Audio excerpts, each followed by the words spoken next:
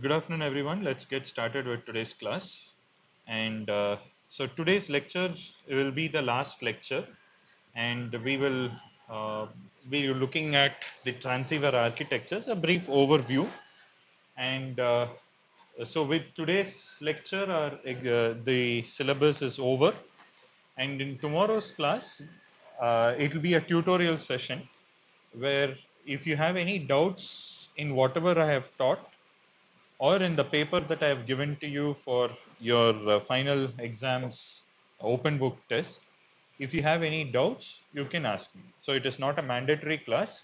Only those who have any questions, if you need any discussion, you can join in the usual link. Let's see if the other our usual classroom link, if it works, it's fine, or else we can join in this VLSI link. Okay. All right. So let's get started. So far we have literally looked at all the building blocks of our transceiver, right? We have looked at we started the course with a look at linearity, non-linearity, you know noise. We looked at different defining parameters, and then we moved into, of course, matching networks, and then we looked at LNAs, we looked at mixers, we looked at power amplifiers, we looked at VCOs, and then we went into TLLs, or frequency synthesizers. And so this is we have kind of covered everything. Okay. And in the process of covering the whole thing, I've already discussed about the architecture of transmitter and a receiver.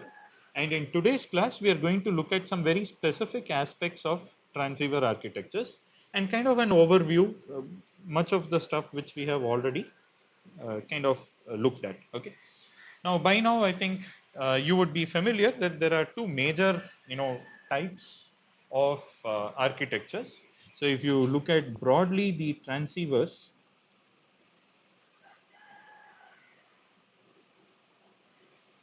so mainly you have the heterodyne and you have the homodyne, right? Or in other words, this is also called as the direct conversion receiver, or direct conversion transmitter receiver, and so on. Okay. So, what is the difference between the two? Here, the FLO, say FLO is not equal to FRF. Here FLO is equal to FRF. Okay. And here the IF frequency is given as the FLO difference FRF. And here the IF frequency is basically DC. Right. So, and also here you have a major problem which is basically called as the image problem, which I think we have already talked about in one of the earlier lectures, which is that both FRF plus FL, sorry,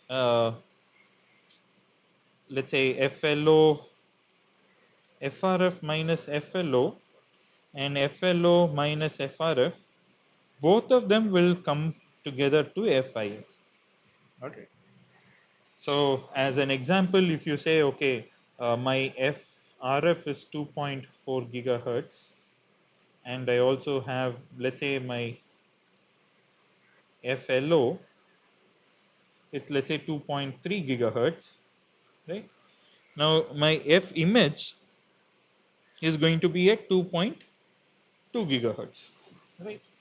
Now both 2.4 gigahertz and 2.2 gigahertz will kind of uh, get dumped on top of each other, and so once this down conversion happens, there is no way by which you can distinguish the two.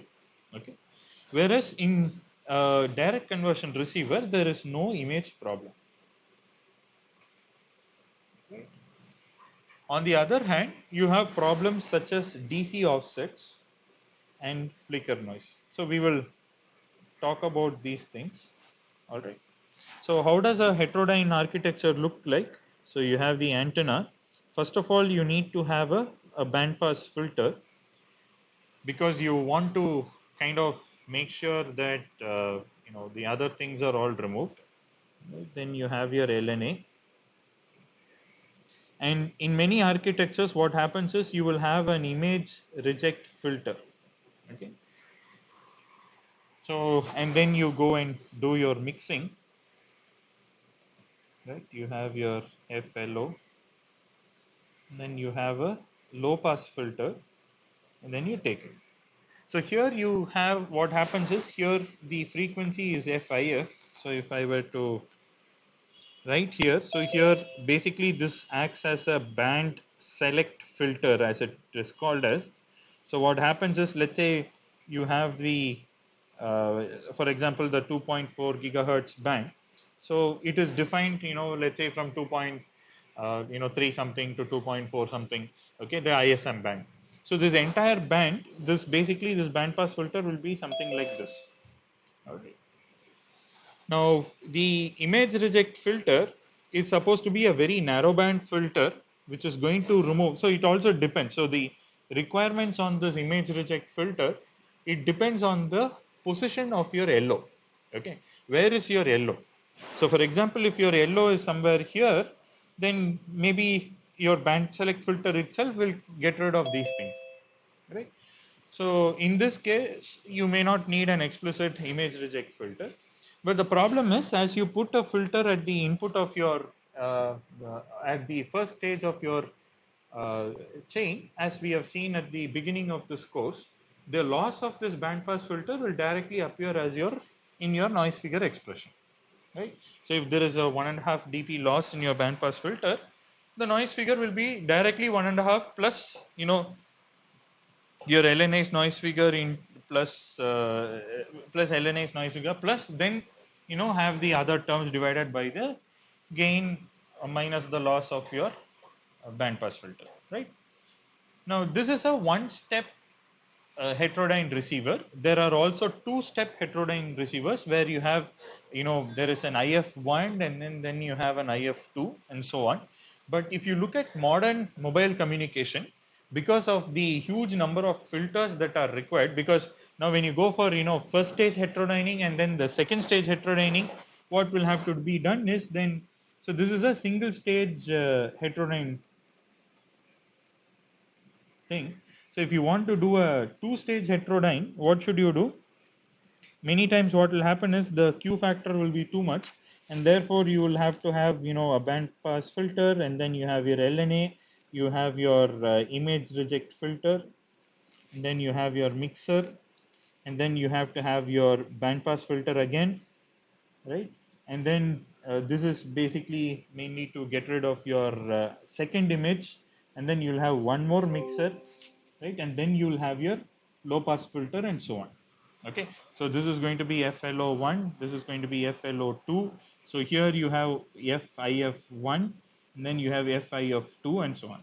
So especially for gigahertz range systems, this is what typically used to be done. But as you can see here, there are two LOs, two mixers, so many filters and so on, and hence this is not at all a commonly used architecture. So the direct conversion receiver is very much attractive. Now whatever we have done here can also be uh, said about the transmitter as well, right? So what happens in a direct conversion receiver? So basically you might just have a band pass filter at the input, then you go through an LNA, and then you mix it with FLO, which is equal to the required RF. So there is no concept of image here, right? So if you draw the spectrum at this point is basically, let's say it's at FRF, right? Let's say it is some signal like this, right? And what happens at the output is basically that the whole spectrum gets down converted around DC. All right. So if there is a bandwidth of, let's say, 10 megahertz in RF, the total bandwidth here will be 10 megahertz, and therefore this will be plus 5 megahertz minus 5 megahertz. All right. So this is the way that it will happen. All right. So this is this is how you down convert. So if you have a baseband signal of 5 megahertz, in the reverse thing in a transmitter, If you take a 5 megahertz signal and you upconvert it, the RF bandwidth will be 10 megahertz. Okay, that's because the entire band just gets shifted up there. All right. Okay. So this is of course very attractive because you don't have to put a lot of filters. The LO has to be exactly equal to the RF frequency of interest, which with modern synthesizer techniques, of course, we could not go in through all those things. In fact, if you look at the book, there is one entire chapter on integer n synthesizers and one more chapter on fractional n synthesizers. Now, going through that in detail is actually beyond the scope of this course. So, which is why we could not do that. But you can see that there are a lot of PLL techniques which are used. Even the paper that has been given, you can see that it's called as an all digital PLL, right? And where a lot of digital, there is a lot of digital elements which have come into the picture, and PLL is very advanced, study, and there are courses in different universities in around the world where they focus mainly on the PLLs alone. Okay, on full course on PLLs and frequency synthesizers.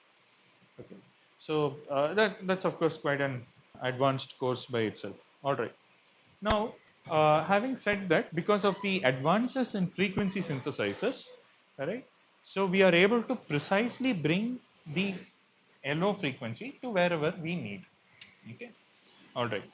Now, what all can basically go down? So, although right till now I have just used one LO, most modern communication systems have both in phase and quadrature. So, basically, there is quadrature modulation schemes. So, what are the quadrature modulation schemes? You have QPSK, right?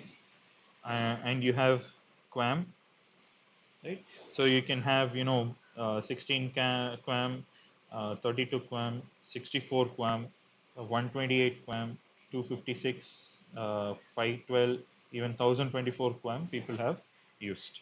Okay. If you see, I think um, the 4G standard was kind of using 16 QAM or something, and the what is given as 5G, people are exploring 64, 128, and so on. Okay. So of course, QPSK can also be thought of as a 4 QAM. Okay. Now even 8 PSK, basically it is phase shift keying where you have 8 phases. All right. So this is what is used in your edge standard, right? If the 2.5G standard, edge uses an 8 PSK, uh, where you don't have, I mean, there is a little bit of amplitude modulation because of the other scaling factors that are used, but fundamentally it is an 8 PSK modulation scheme. Okay, so there also you need your quadrature signals. Okay, so so because all these things are used, and then on top of it you can also add OFDM as required. Okay, so because of this, there is a necessity to decompose your signal into in phase and quadrature. Okay, so many of the modern communication receivers and transmitters, they are basically direct conversion transceivers. Okay, so how do you do that? You basically have your antenna. Let's say it goes to your LNA. Now, a lot of people, if you see a lot of papers also, uh, and also even products, the idea is that you go for a sawless transceiver. Okay, it is called as a sawless. I think even the paper that I shared with you is a sawless paper.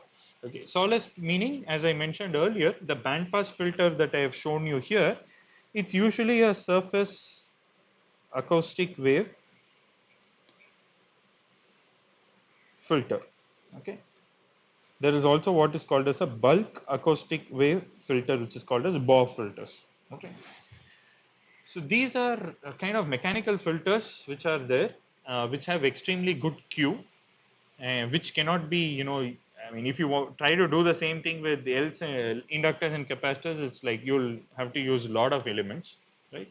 But the thing is, it adds to your bill of materials, right? When you're going to sell it to a customer, let's say you're designing a chip in, let's say, Samsung or Qualcomm or Huawei, and you're trying to sell it to some of these customers who are making phones.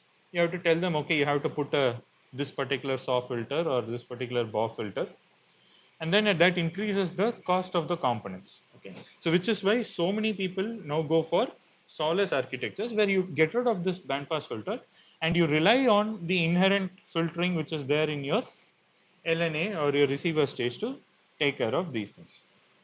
Now the output of the LNA, it goes to two mixers. So this is going to be cos omega LOT. This is sine omega LOT. Okay. And then you have your low pass filter, then you have your output.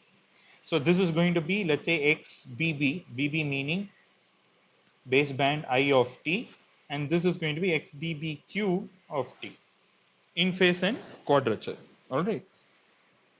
Now the transmitter side, of course, it's going to be the other way around. So you have from your DACs, right, let's say it's a D to A converter, which is of course interface to your modem. So let's say this is XBBI of t and this is XBBQ of t. Now this is going into, of course, you will have a low pass filter, right? And then you have two mixers. This will get mixed with cos omega LOT. This will get mixed with sine omega LOT, and then you add the two. Then it goes to your pre-driver and your power amplifier. Okay, and let's say this goes to your antenna. Sometimes again, here you can use a SAW filter or a BAW filter, or sometimes you can get rid of it. Okay. Now, what I want to concentrate on today's class is to see what are the things that can go wrong at a system level. Okay. Now, what all can go wrong? You can see in both the receiver and the transmitter, this problem happens, and we will, kind of concentrate on the receiver. Kind of, I mean, the same thing is applicable to uh, the transmitter as well. Okay. One of the main aspects is basically in direct conversion receivers is the problem of DC offsets. Okay, what is DC offset? Okay, now if you see, let's say a a of t cos omega LO of t plus phi of t. This is a generic modulated, sorry, omega RF of t. This is a generic modulated signal. This is, let's say, multiplied by b cos omega LO of t. What will you get? You'll get two components. One is at around DC and 2 omega LO. Right. Now, of course, this gets eliminated. You have around DC. So some DC offsets that can happen. What will happen is it will propagate through the circuit. Okay. So this DC offset propagation, right? So let's say there is some offset which is there. It can mix with the LO, and you will get an additional component. Okay. Now we have already seen the concept of uh, the how this component arrive in a receiver. Basically you have the LNA, you have the mixer, and you have your LO. So we know that there can be self mixing, LO self mixing. So LO self mixing means you have VIF plus a DC component. So this extra DC component basically is your DC offset. Now this DC offset, what happens? You cannot remove it because you can't put a DC block capacitor, because now your spectrum itself is around DC. Okay, so what will happen is it will kind of look like this: one DC component plus the IF signal which is at DC. Okay, now this can go and change the bias points of your mixer. Okay, your mixer bias points can get of your next stage, which is your low pass filter, right? So your low pass filter bias stages can get this thing and so on, and this can go and saturate the baseband circuits. Okay, so just like how for your LNAs, you were very careful about your bias, right? Your bias was quite important. Even for low frequency analog signals, it is bias is a very critical thing, right? In the next semester, in the odd semester, I teach a course on analog VLSI circuits where we talk about how to design these op amps and circuits like that. So where biasing is a very important critical thing. Okay, so there is a range over which your transistors can handle, but it can go and easily saturate. So this is a major issue. Okay, so what happens is typically there is what is called as DC offset cancellation uh, as a calibration procedure. So the chip gets calibrated, and then it measures what is the offset that is created, and then you go and kind of reduce it. On the other hand, in the TX side, what happens is, let's say you have some kind of a, let's say this is your LPF, let's say this is your baseband signal, let's say there is some DC offset here which comes because of the differential system here. Okay, right, your DC bias here and the DC bias here is supposed to be exactly the same, but because of mismatches you can have a differential DC offset between the two paths. So because of that, what will happen, it acts as if, so in effect it becomes some k plus your modulation term, modulate your actual baseband signal modulated by k cos omega LOT or sin omega LOT. So what happens is that at the output, after your power amplification, if you look at the output, let's say this is DC, right? At omega RF, you will have your signal like this plus one carrier tone like this. Okay, this carrier tone is because of the multiplication of these two terms. The DC offset which has come from your baseband. From your baseband, you have these two parts, I and Q parts, where if because of some asymmetry here and there, right, it will usually be differential parts. Okay, like this will be XBB 0, XBB 180, and like it will be the signal and its complement. So some DC offsets there, some imperfections there will cause this kind of a product. So this is a result of, so this is what is again called as LO feed through, or the LO being pushed into your output. Okay, so you have an unnecessary LO component riding along with your rest of the signal. This is an unnecessary component, you don't want it. Okay, and this is a problem in direct conversion receivers. So again, what people do is to do a calibration to remove DC offsets. All right. All right. Now, secondly, another problem with this direct conversion receiver is the flicker noise. Okay, what is flicker noise?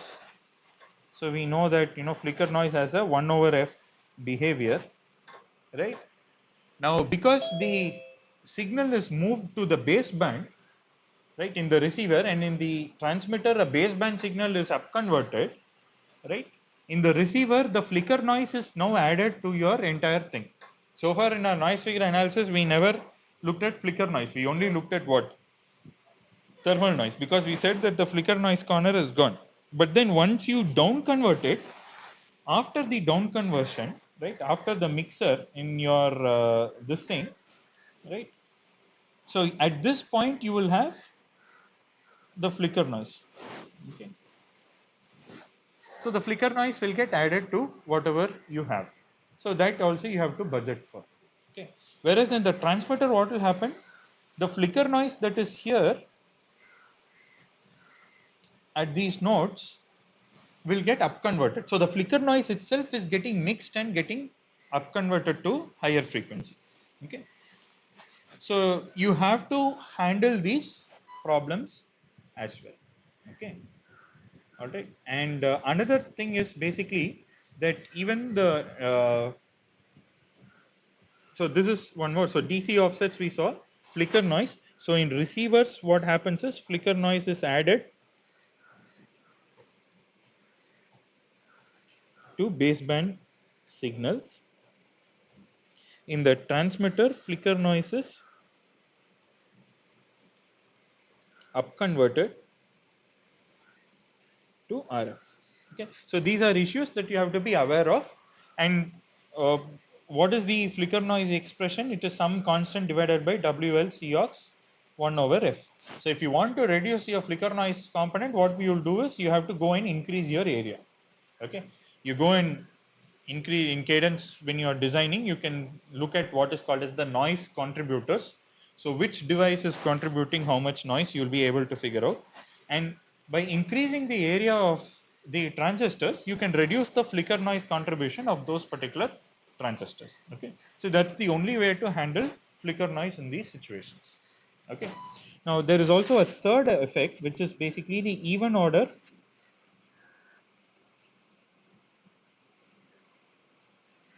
non-linearity.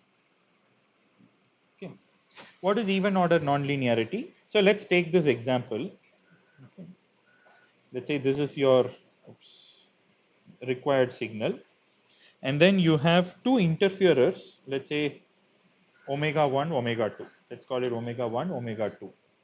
Right now, because of the non-linearity, this is your input signal. Right now, when this passes through your LNA, which let's say has some amount of non-linearity, what will happen due to second order non-linearity? You will, in second order non-linearity, as we saw earlier, what you will get is you will get a omega 2 omega 1 minus omega 2 term, right?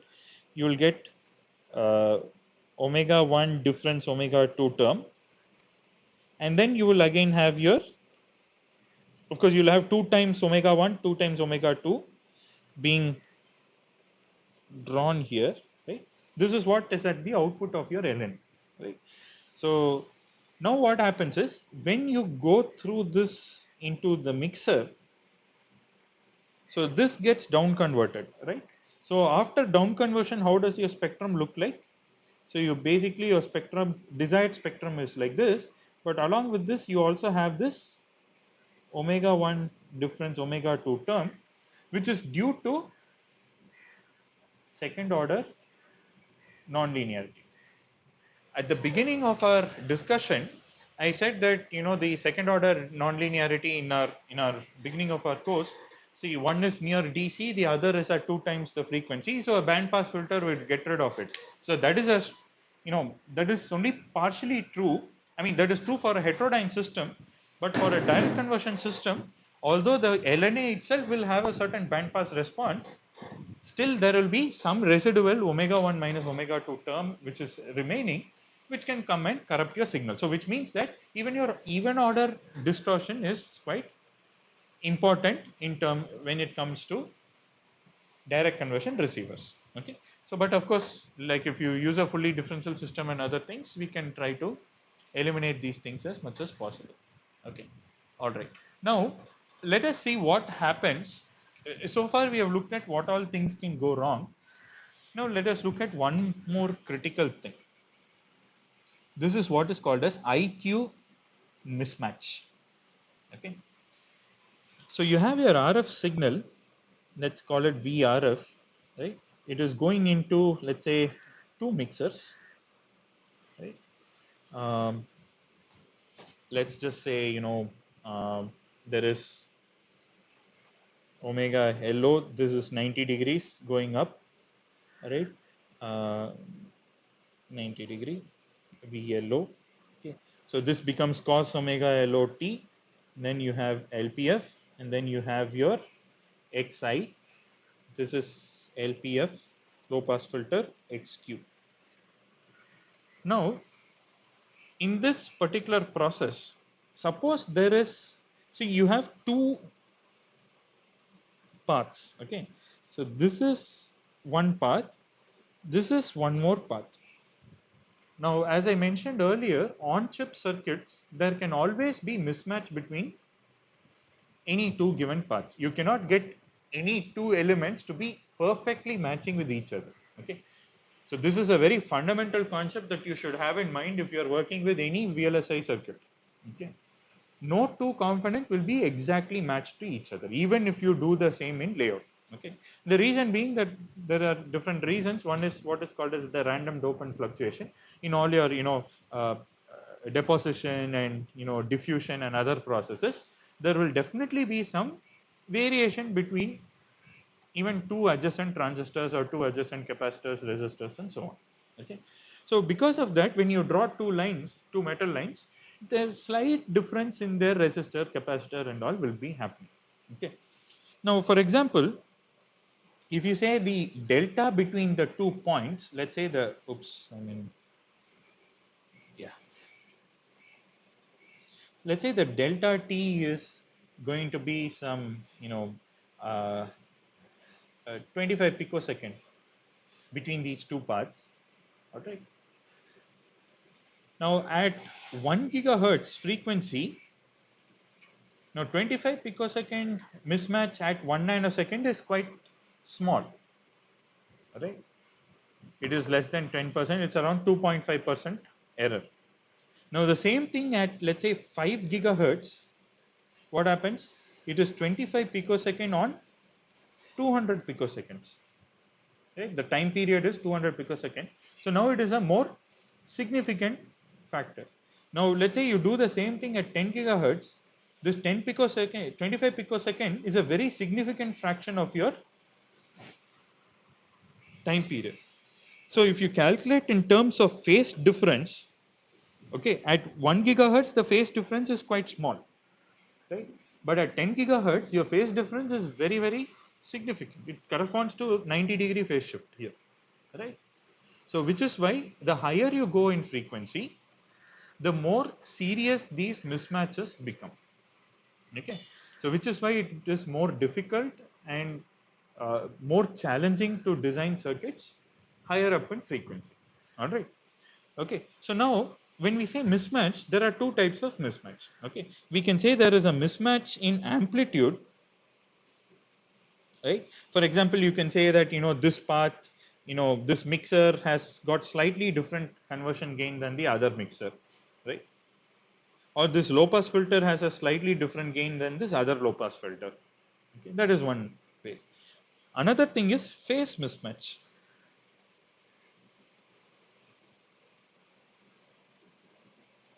Amplitude, or sometimes it's even called as gain mismatch. All right. Phase mismatch means what? You expect this to be a cos omega LOT and this to be sin omega LOT. Now what happens because of the routing that is there, right?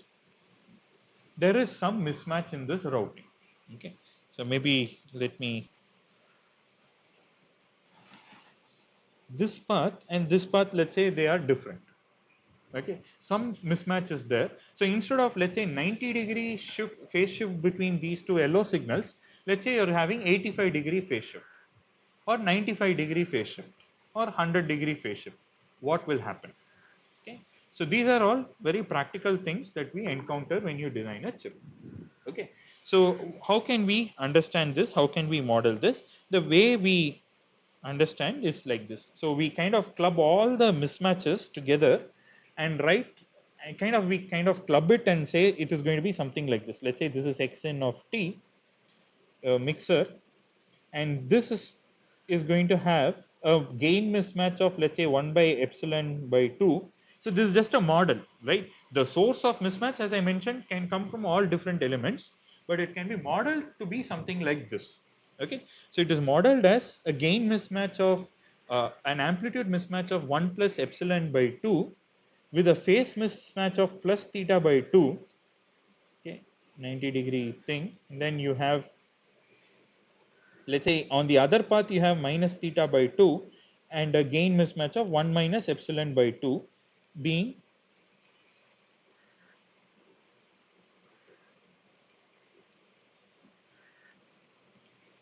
okay, so this is basically a way by which you can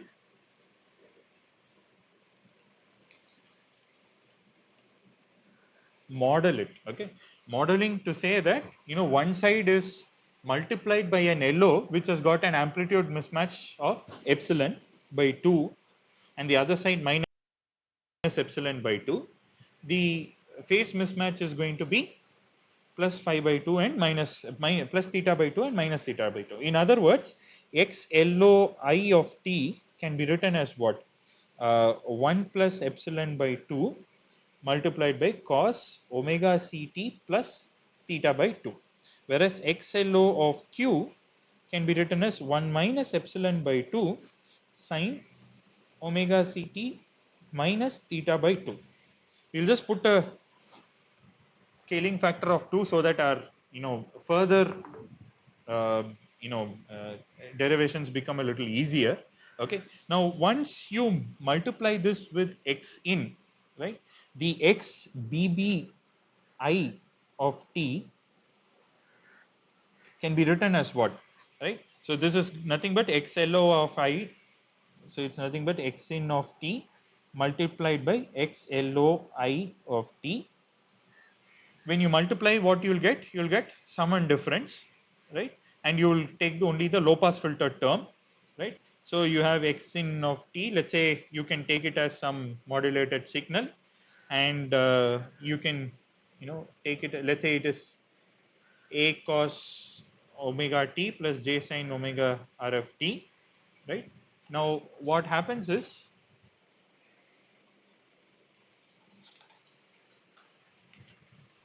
you can write this, let's say x in of t can be written as a cos omega rf t plus j b sin omega rf t. All right. So it is a complex modulated signal, right? You have in phase and quadrature components. A is the in phase component and B is the quadrature component. This is your input signal. Now when you multiply and do a low pass filtering, if you simplify the expression, it turns out to be like this: 1a into 1 plus epsilon by 2 times cos theta by 2 minus B 1 plus epsilon by 2 into sine theta by 2, right? And x bbq of t can be as what? X in of t multiplied by xloq of t. Again, you have this complex modulated signal which you can write in the phasor terms, and then you can simplify them, and it turns out to be minus a times 1 minus epsilon by 2 sine theta by 2 plus b times 1 minus epsilon by 2. So this is very straightforward, trigonometric uh, derivation. So I leave it to you guys to work it out and convince yourself. But this is what you basically get, right? So when epsilon equal to 0 and theta equal to 0, what will you get? Epsilon equal to 0 and theta equal to 0, that is no error. What will you get? X bbi of t will be nothing but a, because that is your in phase component, right? And x bbq of t will be what? It will be b, because here epsilon is 0, you cos 0 is 1. Here this will go off, you will have cos 0 1, so it will be b. This is what you actually want to get, right? But because of the mismatch in both amplitude and phase terms, you get this particular expression. Now a and b are time varying signals, we have just denoted them here. All right. Now what happens when you have only amplitude modulation, sorry, only gain error?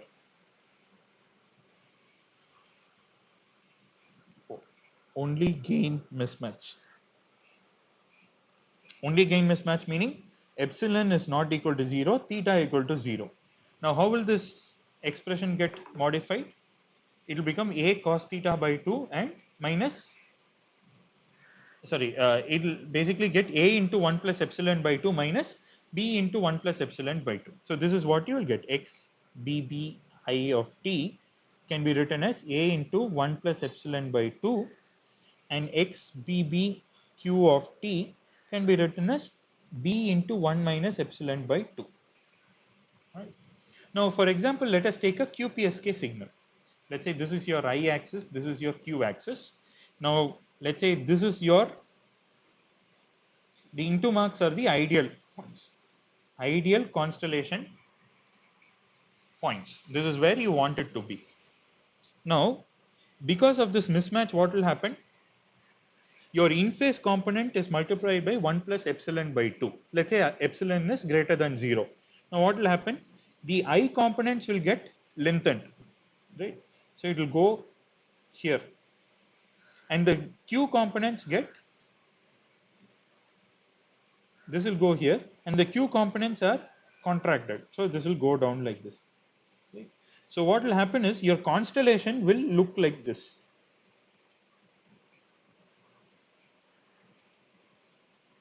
Right. We took a simple QPSK constellation, and just because we have reduced the uh, amplitude of I is increased and the amplitude of Q is decreased, right, for epsilon greater than 0, you get a distorted constellation like this. So obviously this will give rise to error vector magnitude. Right? It will give rise to a bad EVM. All right. Okay. Now, on the other hand, let us think about only phase mismatch.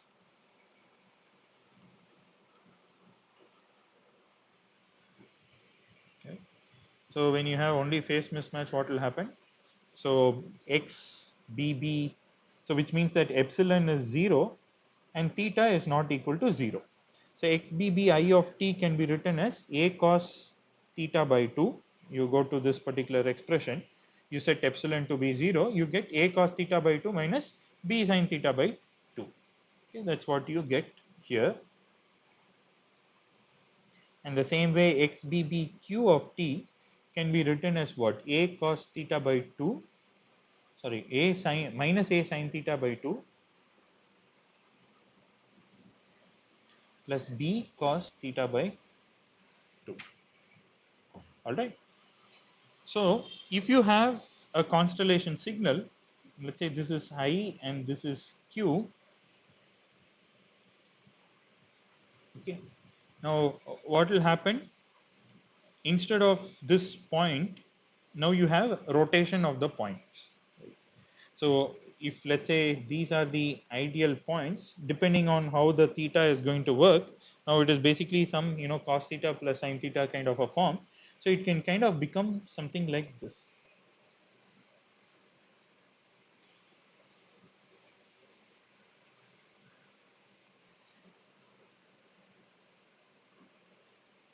The square shape of your ideal thing kind of changes to a rhombus type shape. Okay. So this is because of your phase mismatch. Okay. So these are quite important things, and usually what happens is there are some calibration algorithms where you go and calibrate out the phase. So you'll have some calibration techniques which will adjust the phase of the wave LO waveforms, and also adjust the gain on both I and Q things. Some of these things are even done in the baseband. So you just digitize the signal, go to the baseband, and there in the baseband you kind of multiply with certain coefficients such that you rotate the constellation back to its original shape. So all these things are basically done in order to get rid of these errors. Okay. So any doubts, any questions? Yes. Sir, so you told that this will be done after digitizing. Without digitizing also, are there any Yes, compensatory yes. methods? There are different compensatory methods. So what you can do? So for example, if you, so a lot of people prefer the baseband, I mean after digitization thing, because it is easier, right? Like you don't have to put, I mean anyway you have a processor there, it's more like a software update kind of thing, right? Like you can go and do these things. So what happens is, like let's say this is your thing, so there will be an LO correction. So let's say this is your 4 phase LO, right? So this is 0, 180, 90, 270, right? So this will go through a quadrature. So in many architectures, what you would see is first this will, let me draw it like this. The four phase LO is coming, you split into two phases, right? So you will have a duty cycle, let me just write it as DCC. So DCC stands for duty cycle correction, okay? And then it goes to, these, all the four phases go to a QCC, which is a quadrature correction circuit. Now you have corrected quadrature four phase waveforms. Okay, so it makes sure, so this Okay. goes here, and then again here you have LPF, and then you might have some VGS. Okay, AD. now this, in the VGS setting you will set independent, I and Q settings such that any gain mismatch can be taken care of. Okay. So Okay, the sir. usually if you see in any transmitter, so the same thing happens in the transmitter also. Okay, so in the transmitter, although we talked about this particular thing in the context of receivers, the exact same thing happens in the transmitter. So the output of your power amplifier, right? You will see all these things if you have gain and phase mismatch in the I and Q paths, and sometimes the other mismatches can be corrected in the low baseband itself, such that it can correct for some of the non-idealities in your mixer and power amplifier as well. Okay. Yeah. Okay, sir. So even in that Samsung paper, I'm not sure whether they have shown that, but sometimes it's even taken for granted that such things are already in place. Okay, so with this we will conclude Okay. our discussion on transceivers. There are other transceiver architectures like Hartley and other things, but Weaver architecture and so on, image reject architectures. We'll not kind of go into it. We'll just conclude with this one. So, any doubts, any questions?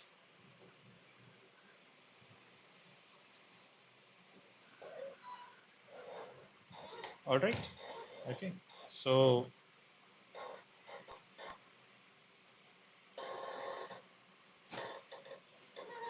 tomorrow's class, so just let me give the general instructions.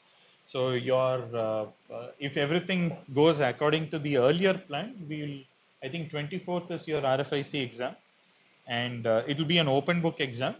It will be based on papers that I have shared, and most of the questions will be from the thing or some conceptual. So basically it is not about just reading the paper. If there are certain things, you should know what it actually is, how to you know uh, derive maybe some of those things, if it is easy to derive, or the concept behind them. Okay, so that's how it will be. So please be prepared for your exam in that way. uh, 1 second. Right. So please be prepared for your exams in that way, so that you go through the paper and you understand the concepts. Okay, that is very important. So, and the concepts related to your paper will also be asked uh, in the exam. Okay, so it's a fully open book exam. You can refer to all the class notes. You can refer to the textbook. You can refer to your papers, and all the best. So please work on your projects. And if you have any questions, you can ask me.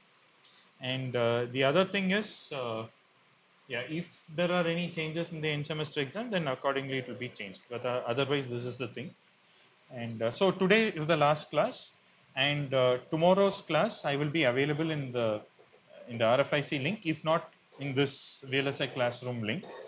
And if you have any questions for your based on the papers or in any of the material that I have taught till now, you can come and ask me those things. Okay, it will be a tutorial session, no mandatory attendance, and it's basically if you have any questions, I can sort it out for you. Right. So the deadline for the project, as I mentioned, is the end of this month, 31st of May.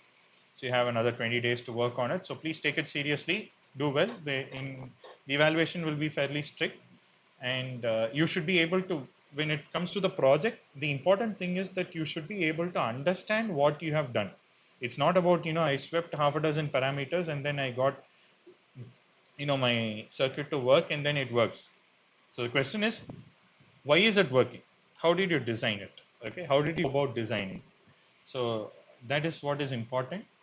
You should understand how the circuit works, how you have designed, and every person in the team member, I'll ask questions. Okay, so it is expected that each member in the team has contributed in some way or the other to the project, and you should be able to tell, "Really, this is what I did," and in what you have done you should be able to answer questions, and in what the rest of team members have done also you should be able to answer questions. Okay, so that's how the evaluation will be held. Please prepare a small report. It can be a Word document, it can be a small it can be a PPT also, you can just upload, that's fine. I just want a small record of what project you have done. So that will account for 25, 15% you've already submitted. And uh, hopefully in the course of this week, I'll get to finishing my correction of the quiz 1 and quiz 2 papers, and I will upload the marks and I'll let you know. Okay. So anyway, it's been nice teaching you guys. I think you guys have been quite interested, and also many times you have made the class quite interactive. So it's been my pleasure to teach you all, and I hope you have learned something of this RFIC field. It's a vast field, and it's kind of an, what shall I say? Every day the technology evolves, and what I've attempted to do in this course is to give you the foundations and the fundamentals, so that in case some of you get to work on this in future, you'll have a good starting point. Okay, and many of you might, especially the BTech students, might be going into ISRO centers, and in ISRO also there is a lot of interest now when designing our own chips, right? And we are increasingly seeing some collaborative projects, and so I hope some of the BTech students who are in, who will get into ISRO sometime down the line, if you are in the VLSI field, we can definitely have some touch with each other. Okay, so thanks everyone, all the best. So do well, and it was nice teaching you all. Thank you very much. Bye bye. Can we have a group photo? Sorry. Sir, can we have a group photo? Oh yeah, sure. We can have a group photo. Sure.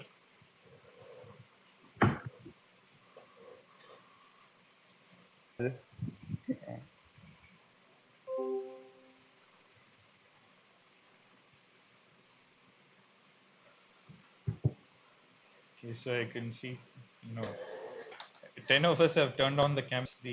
Yeah, come on, guys. Even the MTech guys, turn on your cameras. Yeah, unfortunately, because of the virtual mode in which things are happening, it's very difficult to know who is in class, and the personal touch is lost. So yeah.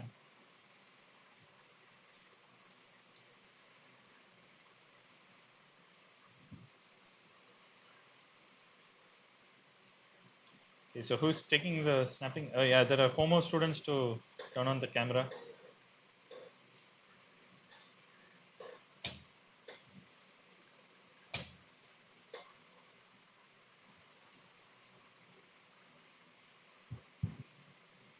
I think Kshitij will take the Yeah, screen. Kshitij, you're taking?